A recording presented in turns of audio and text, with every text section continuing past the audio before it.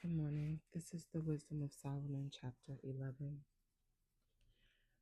Wisdom prospered their works in the hand of a holy prophet.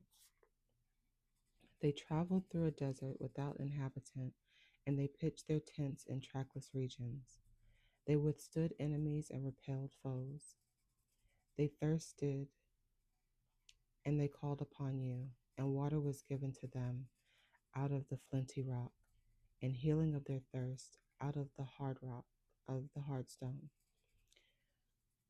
For by what things their foes were punished, by these they in their need were benefited. When enemies were troubled with clotted blood, instead of a river ever flowing fountain, a river's ever flowing fountain,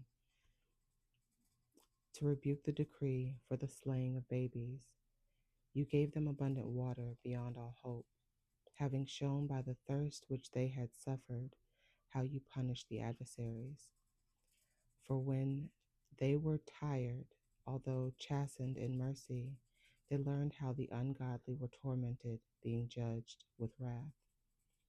For you tested these as a father admonishing them, but you searched out those as a stern king condemning them. Yes, and whether they were far off or near, they were equally distressed. For a double grief seized them, and a groaning of memory of things past. For when they heard that through their own punishments the others benefited, they recognized the Lord. For him who long before was thrown out and exposed, they stopped mocking. In the end of what happened, they marveled, having thirsted in another manner than the righteous.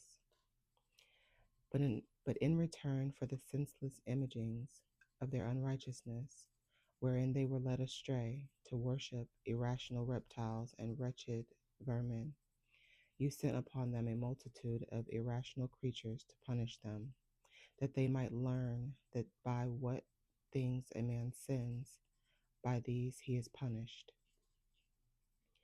For your all powerful hand, they created the world out of the formless matter, didn't lack means to send upon them a multitude of bears, fierce lions, or newly created and unknown wild beasts, full of rage, either breathing out a blast of fiery breath, or belching out smoke, or flashing dreadful sparks from their eyes, which had power not only to consume them by their violence, but to destroy them even by the terror of their sight. Yes, and without these they might have fallen by a single breath, being pursued by justice and scattered abroad by the breath of your power. But you arranged all things by measure, number, and weight. For to be greatly strong is yours at all times. Who would, with, who would withstand the might of your arm?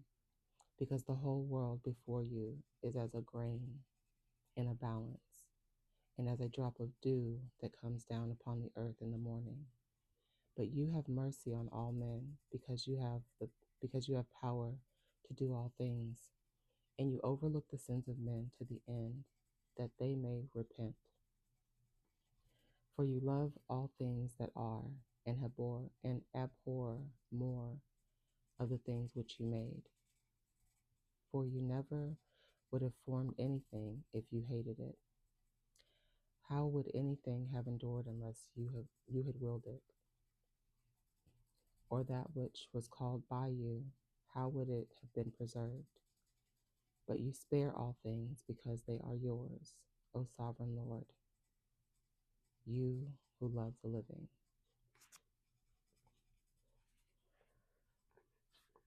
Be blessed.